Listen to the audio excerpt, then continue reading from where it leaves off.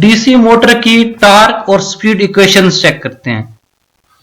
ठीक है, अब देखिए डीसी मोटर के अंदर जब भी आप सप्लाई देते हैं तो सप्लाई के साथ जैसे मोटर चलना शुरू हो जाती है तो उसकी वाइंडिंग्स के अंदर लेंज लॉ कहता है कि कॉज अपनी इफेक्ट की मुखालफत करता है। जिस करंट की वजह से वो ईएमएफ पैदा हो रही होती है उसी की बैक ईएमएफ जो होता है उसी के अगेंस्ट पैदा हो रही होती है ना। वो बैक ईएमएफ क्या होती है, वो बैक ईएमएफ ओरिजिनल सिस्टम की ईएमएफ को अपोज कर रही होती है। ठीक है, इसी को हम डिटेल में आगे आर्मेचर रिएक्शन में देखेंगे कि उससे सिस्टम क्या करता है, इनपुट से ज़्यादा एक्स्ट्रा करंट लेता है जो हमारी बैक ईएमएफ को खत्म करने के लिए इस्तेमाल की जाती है। तो वो बैक ईएमएफ कैलकुलेट की जाती है E is equal to phi G N P over A. Phi जो है फ्लक्स पर पोल है, एन जो है वो स्पीड आरपीएम में है। ठीक है, जी नंबर ऑफ कंडक्टर्स है, P number of pole pairs है कि कितने पोल्स के पेयर हैं। एक पोल पेयर है, दो पोल पेयर है, यानी एक पोल पेयर का मतलब है दो पोल है, दो पोल पेयर का मतलब है टोटल में चार पोल्स हैं। ए जो है एरिया ऑफ कंडक्टर है और जी क्या है, टोटल नंबर ऑफ कंडक्टर्स। तो इस तरह हम बैक ईएमएफ निकाल सकते हैं। बैक ईएमएफ ओरिजिनल ईएमएफ को अपोज कर रही होती है। अब देखिए जो टोटल वोल्टेज है, जैसे मैंने आपको बताया, कुछ बैक ईएमएफ में जाया हो रहे होते हैं और कुछ क्या है कि आर्मेचर करंट के अंदर जा रहे होते हैं। आर्मेचर करंट के साथ उसकी रेजिस्टेंस ड्रॉप में होते हैं, जो रेजिस्टिव ड्रॉप होता है जो उसके आर्मेचर के अंदर है। उसमें जब करंट गुजरती है तो V is equal to I into R, तो आई ए आर ए हो गया ना। अब अगर एक ही वाइंडिंग है तो आई ए आर ए हो जाएगा। अगर दो वाइंडिंग्स हैं, एक आर्मेचर की वाइंडिंग के साथ सीरीज वाइंडिंग एक और भी लगी हुई है तो उसके साथ क्या हो जाएगा, आई ए, यहाँ पे प्लस ऐड कर देंगे आई ए आर एस। ठीक है, अब वी टोटल दोनों साइडों को आई ए से मल्टीप्लाई किया, करंट से मल्टीप्लाई किया, क्योंकि पावर होती है P is equal to V into I होती है। तो यहाँ पे आई ए से मल्टीप्लाई किया तो यहाँ पे क्या बन जाएगा, आई B E B into I ए, तो यहाँ आई स्क्वायर आर बन जाएगा। ठीक है, ये आई स्क्वायर आर क्या होते हैं, कॉपर लॉसेस होते हैं। ठीक है, V इंटू आई ए ये क्या चीज है, जो मोटर को सप्लाई दे रहे हैं, जो मोटर को ओरिजिनल सप्लाई दे रहे हैं वो ये है। ठीक है, और साथ में आई ए आर ए क्या है, आर्मेचर के अंदर जो कॉपर लॉसेस है वो ड्रॉप हो गए। और ई बी इंटू आई ए ये वो मैकेनिकल पावर है जो मोटर ने प्रोड्यूस की है। ठीक है, जो gross mechanical power produced by motor. ठीक है, तो ई बी इंटू आई ए अगर निकालनी हो तो V minus I A R A को से में से सब्ट्रैक्ट कर देंगे आई स्क्वायर आर ए, ठीक है। ये वाली टर्म जो है उधर जाके माइनस हो जाएगी तो ई बी इंटू आई ए निकल जाएगा, यहां पर हमें मिल जाएगा।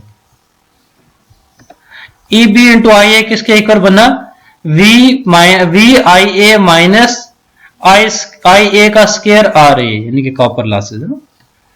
अच्छा, अगर मैकेनिकल पावर का फार्मूला हम जनरल चेक करें तो मैकेनिकल पावर होती है टॉर्क इनटू रोटेशन ना, टॉर्क और साथ में उसकी एंगुलर वेलोसिटी।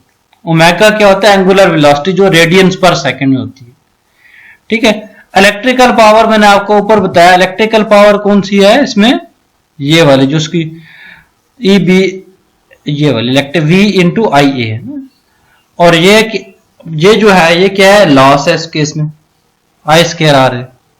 अब ये देखें, ये जो है ये इलेक्ट्रिकल पावर है ना, और ये क्या है, ग्रॉस मैकेनिकल पावर प्रोड्यूस, जो मोटर ने टोटल पावर प्रोड्यूस किया मैकेनिकल, वो कितनी है, ई बी इंटू आई ए। ठीक है, और शाफ्ट को चलाने के लिए जो पावर चाहिए P इज इक्वल टू टा इंटू टी इंटू ओमेगा, ये दोनों चाहिए। ठीक है, अगर हम मोटर की दोनों पावर्स को इक्वेट कर दें, ई बी इंटू आई ए और टा इंटू ओमेगा, इन दोनों को इक्वेट कर दें यहां पे ना, ये दोनों को इक्वेट कर दिया। इस केस में ओमेगा क्या है, एंगुलर वेलोसिटी है जो रेडियंस पर सेकंड में ना।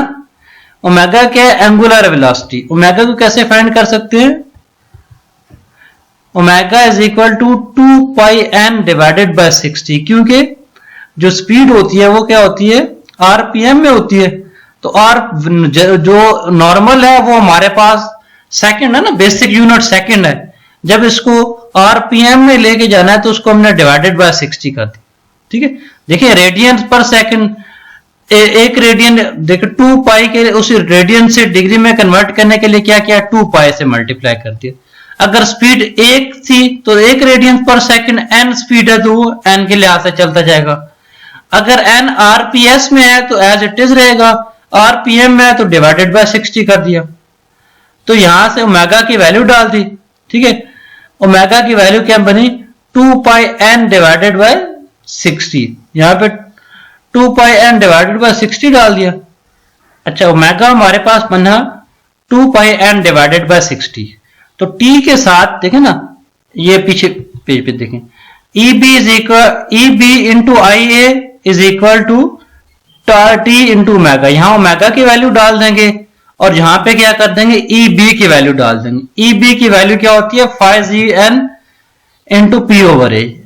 ठीक है, यहां पे ये EB की वैल्यू डाल दी सारी, और ये क्या कर दिया हमने, ओमेगा की वैल्यू डाल दी। जब ओमेगा की वैल्यू डाल दी तो यहां से हम टार्क की इक्वेशन निकाल सकते हैं। ये जो टार्क है, ठीक है, अगर ये निकालना चाहे तो ये वाली टर्म दूसरी तरफ जाके क्या हो जाएगी, डिवाइड हो जाएगी। n के क्या होगा, इसका रेसिप्रोकल मल्टीप्लाई करेंगे। जब इसका रेसिप्रोकल मल्टीप्लाई करेंगे तो 60 और 60 आपस में कैंसिल आउट हो जाएगा, और ये 2 पाई n जो है उधर जाकर डिवाइड हो जाएगा, और डिवाइड होगा किसके साथ, मल्टीप्लाई होगा, बल्कि n भी कैंसिल हो जाएगा, ये वाला n और ये वाला n भी कैंसिल हो जाएगा। तो नीचे आ जाएगा 2 पाई e आ जाएगा, तो p phi G into I A divided by 2 pi A.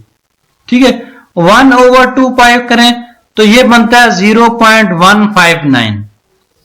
ठीक है, 0.159 बना। p जो है इसमें नंबर ऑफ पोल्स हैं, z क्या है, नंबर ऑफ कंडक्टर्स हैं, a क्या है, नंबर ऑफ पाथ्स हैं। ठीक है, अब 5 इंटू ए। अब देखिए, एक स्पेसिफिक मोटर के लिए नंबर ऑफ कंडक्टर्स भी कांस्टेंट होते हैं, नंबर ऑफ पोल्स भी कांस्टेंट होते हैं, नंबर ऑफ पाथ्स भी कांस्टेंट होते हैं। जब उसको करंट सप्लाई करते हैं तो उसमें फ्लक्स वेरी होता है और करंट वेरी होते हैं। ठीक है, फ्लक्स और करंट वेरी होते हैं, तो ये बाकी सारी चीजें क्या चीजें, कांस्टेंट है। वैसे ये टार्क फाइंड करना तो इसी फार्मूले से फाइंड करें, T is equal to 0.159 PG और A multiply by 5 into A. क्योंकि ये सारी चीजें कांस्टेंट है तो इसको मैंने एक ब्रैकेट में लिख दिया। ठीक है, अब ये वेरी हो रहा है, जैसे जैसे फ्लक्स और करंट का प्रोडक्ट वेरी होता है वैसे वैसे टार्क वेरी होता है, क्योंकि बाकी चीजें कांस्टेंट हो। तो torque is directly proportional to 5 multiply by A. ठीक है, इन दोनों के टार्क जो है फ्लक्स और करंट के प्रोडक्ट के डायरेक्ट प्रोपोर्शनल है।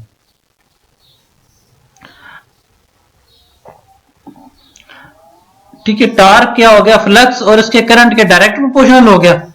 अब देखें, जो फ्लक्स होता है, जो फ्लक्स प्रोड्यूस हो रहा होता है वो डायरेक्टली प्रोपोर्शनल होता है जितनी करंट गुजरी होती है फील्ड में से। ठीक है, तो फ्लक्स डायरेक्ट प्रोपोर्शनल होता है जितनी फील्ड में से करंट, जितनी ज्यादा करंट गुजरेगी उतने ज्यादा फ्लक्स पैदा हो। ठीक है, तो फ्लक्स की जगह मैंने flux is directly proportional to I F, तो फाई की जगह आई एफ से रिप्लेस कर दिया। तो torque is directly proportional to I A into I F. I F क्या है, फील्ड की करंट। ठीक है, फील्ड कोई सीरीज भी हो सकती है, अगर सीरीज मोटर हो, अगर शंट मोटर हो तो शंट फील्ड भी हो सकती है, या दोनों का मिक्सचर भी हो सकता है कंपाउंड के केस में। अब स्पीड की इक्वेशन देखते हैं ना, मोटर के जो मोटर्स है उसकी स्पीड की इक्वेशन चेक करते हैं कि इलेक्ट्रिकल मोटर के अंदर, डीसी मोटर के अंदर स्पीड की इक्वेशन कैसे निकालते हैं वो चेक करते हैं। तो स्पीड की मोटर इक्वेशन निकालने के लिए हमें पता होना चाहिए E B is equal to N phi G divided by 60 ये इक्वल होता है ना। जो फ्लक्स ई बी है वो देखें यहां पे सारी चीजें कांस्टेंट है ना, एन भी कांस्टेंट है, नंबर ऑफ पोल्स भी कांस्टेंट है, और नंबर ऑफ कंडक्टर्स भी कांस्टेंट है, पाथ्स भी कांस्टेंट है। तो चीज कौन सी वेरी कर रही है, एक स्पीड वेरी कर रहा है और एक फ्लक्स वेरी कर रहा है।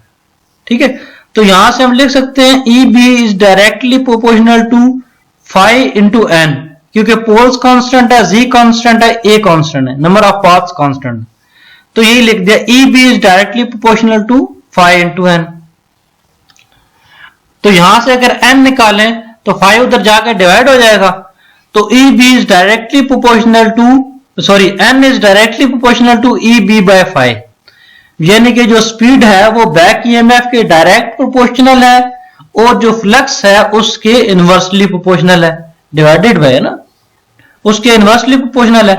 अब ई बी की वैल्यू क्या होती है, देखें जो टोटल सप्लाई देते हैं कुछ बैक ईएमएफ में जाया हो रही है, कुछ आर्मेचर करंट में जाया हो रही है ना, ठीक। तो यहां से हम ई बी की निकाल सकते हैं, E B is equal to V, ये वाली टर्म उधर जाके माइनस हो जाएगी, V minus I A R A. तो ई बी को रिप्लेस कर दिया V minus I A R S, यहां ई बी को रिप्लेस कर दिया V minus I A R S से, तो ये वाली इक्वेशन बन गई, ठीक है। अब जो मोटर के अंदर फ्लक्स होता है वो डायरेक्टली प्रोपोर्शनल होता है जो उसकी फील्ड की करंट गुजरी होती है, जो उसकी फील्ड की करंट गुजरी होती है तो उसकी जगह हमने डायरेक्ट आई एफ लिख दिया, ठीक है, क्योंकि जो फ्लक्स है वो फील्ड की करंट के डायरेक्ट प्रोपोर्शनल है। तो हमारे पास टॉर्क की इक्वेशन बने, स्पीड की इक्वेशन बनी, n is directly proportional to v minus I A R A divided by I F.